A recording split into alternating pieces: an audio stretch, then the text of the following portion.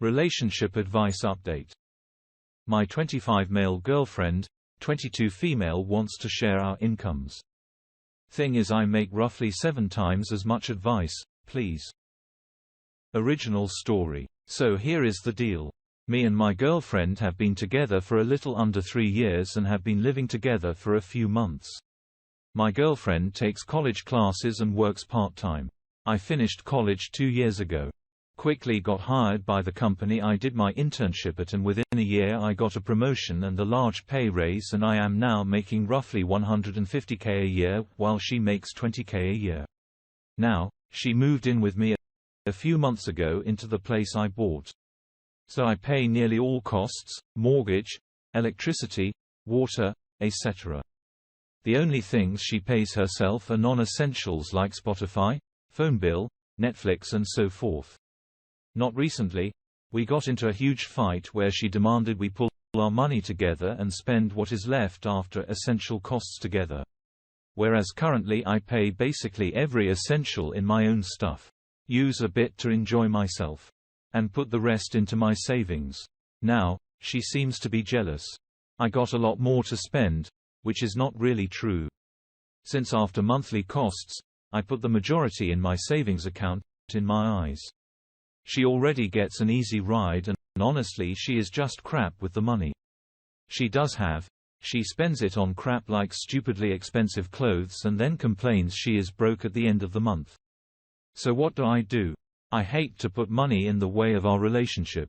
But if I am honest, I am questioning my relationship, as there is no way I am going to let her essentially spend my salary on stupid stuff.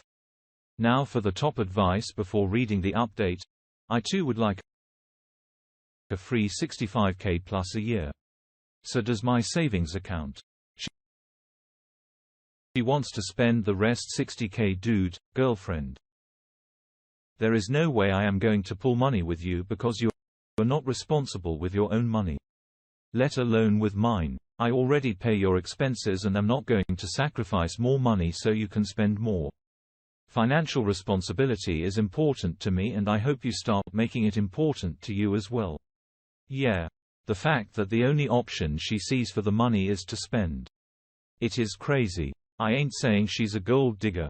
I say you propose a counter offer. Both of you keep your account separate and she pays for half of the monthly living expenses. Might be a good 1 hectare ha edit. So there are so many comments. I am having a hard time keeping up with it. If I don't respond, know that I am trying to at least read your comment. But currently when I read and respond to one comment, I get 10 more ha. I just want to thank everyone for their responses, from the ones who yell a gold digger to the ones who take a middle ground approach. Even those who yell about MG Dow or something, and those who are in the opinion, I need to give her all my money because of a pink pack or something. All advice is appreciated and gives me an extra light to view this in. I had not expected my post to blow up like this though. Ha, and now for the update. So I figured since the post sort of blew up 3 weeks ago and people requested me to make an update to tell them what I ended up doing. Well, here goes. Well, in the shortest way possible. I ended up breaking up with her. I realized in part thanks to some good advice I had gotten. There was more that was bothering me. Other than the financial part thing is when thinking to myself in the next few days, I felt myself combing over every little detail of our relationship and quickly realized I was putting in way more than what I got back.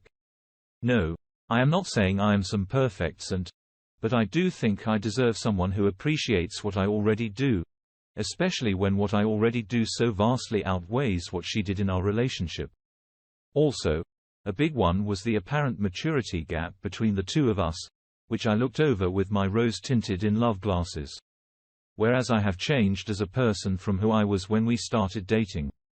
She is still pretty much the same identical person, and without trying to badmouth her, that is a person you can be without any issues when you're between 15 and 20, not when you are in a committed relationship, thinking about having kids at some point, managing your own finances and planning for the future.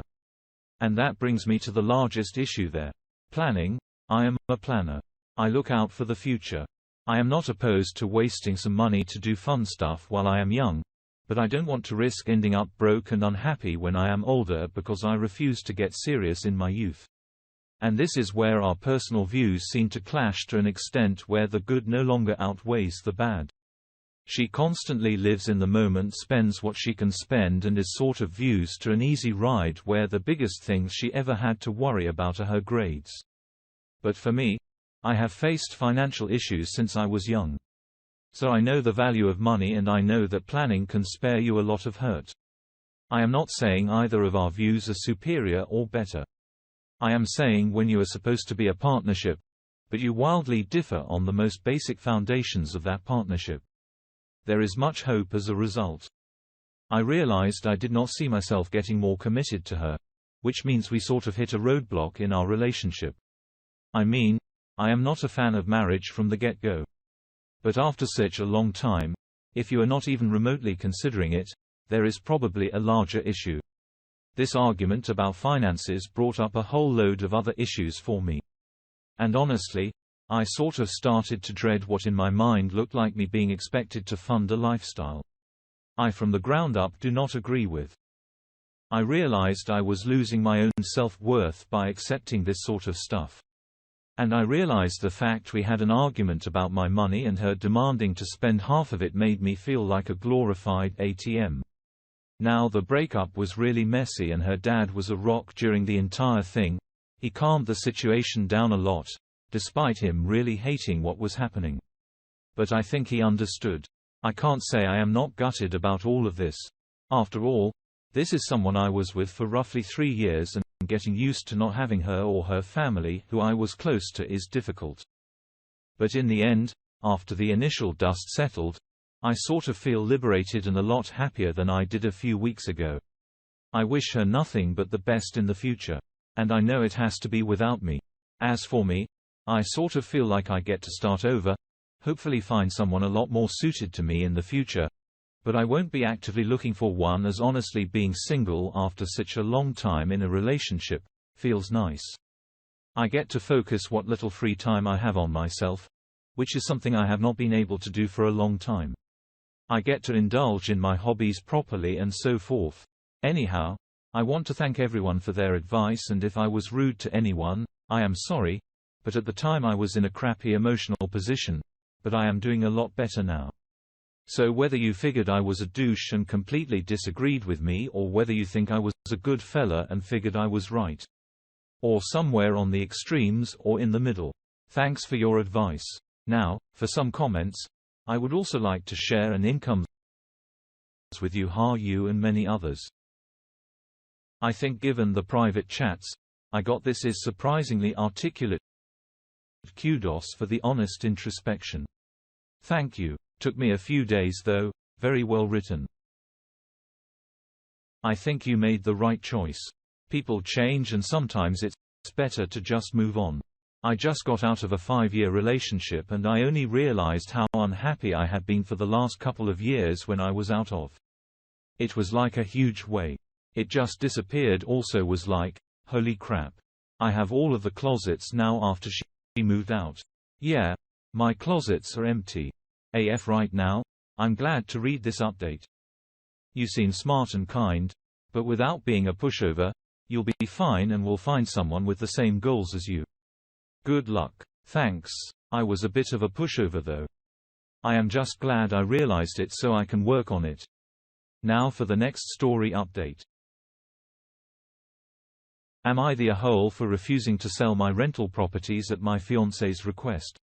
Original post. 2 years ago, I 36 male proposed to my fiancée, 30 female, and our wedding is going to be this coming summer. When we met, we both owned properties. She owned a pretty typical luxury townhouse and I owned 2 properties in the inner city. We both agreed that when it was time to cohabitate, we'd live in her condo. I own an old 2-up 2-down duplex in a neighborhood that butts right up against an old industrial area which I was living in until we moved in together, and on the next block, I also own a 4,000 square feet concrete block industrial building. I got them as part of a screaming package deal about 12 years ago when you couldn't give property away in that neighborhood. I now rent the duplex to a couple of Hispanic families and God, I hope they never leave me, best renters ever. And I rent half of the factory building to a guy who does HVAC and the other half to some microbrewery hipsters. The powers of gentrification have been at work in this hood for about half the time I've owned these places, and I'm making boo bucks on these rentals. I could lose my job tomorrow and not even blink. My fiancée does not see it this way. Ever since we've moved in together, she's been pestering me to sell the places. It's been ramping up. The closer we get to the wedding. I keep telling her that as long as I own these places, it's a practically guaranteed third source of income and would be invaluable if either of us hit a rough patch job-wise. She doesn't see it that way though. All she sees is a potential big pile of liquid cash that can go towards wedding honeymoon and upgrades to the living situation after we had the biggest blow-up yet about it last Saturday and I kind of lost it. I'm a saver and she's a spender, and I said that to her in far less pleasant terms and also mentioned the amount of credit card debt she has, and since then, things have been pretty frosty. Am I the a-hole for refusing to sell my second income? Now, for the top comments before reading the update, not the a-hole. And I'm letting you know now, a wedding will not stop the two of you from fighting over finances. It sounds like you both handle money very differently. And she also seems as though she's eyeballing your cash as a way of supporting her lifestyle. If I were you, I'd sort this out before getting married. Yeah, she's seeing that potential pile of money and how she can spend it. You're stocking it away. This won't change when you get married, dude. You need to take some introspection time before you get married. Also, you desperately need a prenup. Not the a-hole. Most definitely see a lawyer and get a pre-nuptial agreement. If you split, she gets nothing from what you have now.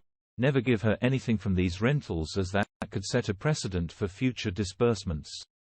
Keep all money from your rentals and other ventures separate. Do not put her on the deed of your residence.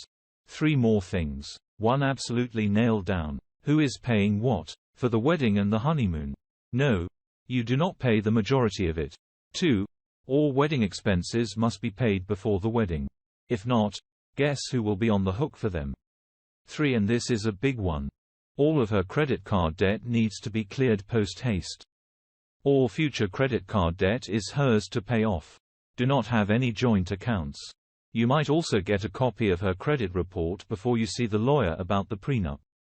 If she barks at any of this, you might want to reconsider the entire situation, not the a-hole as a female.